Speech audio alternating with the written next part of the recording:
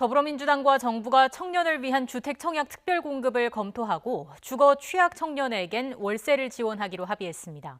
정치권에서는 민주당 대선 주자들이 한자리에 모였고 국민의힘은 당 선거관리위원회를 정식 출범시켰습니다. 국회 취재기자 연결합니다. 부정원 기자. 네, 국회입니다. 네, 정부 여당이 청년 대책을 내놨는데 청년들을 위한 주택 특별 공급을 검토하기로 했다고요. 네, 더불어민주당과 정부, 청와대는 오늘 오전 국회에서 당정청 협의회를 열고 청년 격차 해소를 위한 특별 대책을 발표했습니다. 뼈대는 역시 주거 대책이었습니다. 우선 당정은 청년을 위한 주택 청약 특별 공급을 검토하기로 했습니다.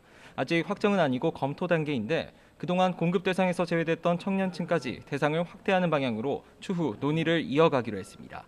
또 당정은 내년부터 주거 취약 청년에게 최대 1년 동안 월세 20만 원을 지원하기로 했습니다. 청년 월세 지원은 중위소득 60% 이하 청년들을 대상으로 1년 동안 한시적으로 시행될 전망인데요. 매달 20만 원씩 최대 12개월 지원이 이뤄질 계획입니다. 네, 민주당 대선 주자들 오늘 당 워크숍에서 또 한자리에 모였다고요. 그렇습니다. 자가격리 중인 김두관 의원을 뺀 민주당 대선 주자 5명은 오늘 정기국회를 앞두고 국회에서 열린 원내 워크숍에 참석했습니다. 지난 TV토론 이후 한자리에 모이는 건 간만이었는데요. 당 전국 순회 경선 시작을 일주일 남짓 앞둔 만큼 저마다 의원 표심 잡기 열중이었습니다. 이후 이재명 경기지사와 정세균 전 총리는 잇따라 국회에서 에너지와 교육 공약을 발표하고 정책 행보에 집중했습니다. 이낙연 전 대표는 박용진 의원과 함께 유튜브 채널에서 경제 복지 공약과 부동산 정책을 두고 끝장 토론을 벌입니다. 추미애 전 장관은 방송 출연을, 오는 1일까지 자가격리를 하는 김두관 의원은 라디오 인터뷰를 통해 비대면 소통에 집중합니다. 네, 이런 가운데 국민의힘은 대선 후보를 뽑는 선거관리위원회를 공식 출범하죠. 네, 그렇습니다. 국민의힘이 오늘 당 선거관리위원회를 공식 출범했습니다.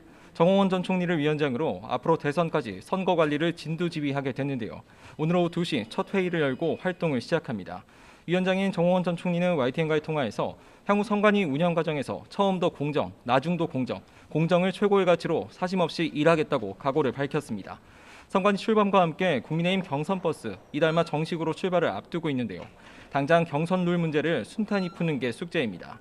특히 경선 여론조사에서 역선택 방지 조항 도입 여부를 중심으로 당내 불협화음이 상당한 상황입니다. 최재형 전 감사원장은 오늘 CBS 라디오 김현정의 뉴스쇼에서 민주당 지지자 가운데 일부가 우리 당 특정 후보 지지 비율이 높다면서 역선택 조항 도입의 필요성을 거듭 강조했습니다. 반면 유승민 전 의원은 MBC 라디오에 나와 우리 지지자만 갖고 경선할 것 같으면 100% 당원으로 뽑지 왜 국민 여론조사가 필요하냐며 반발했습니다. 지금까지 국회에서 YTN 부정원입니다.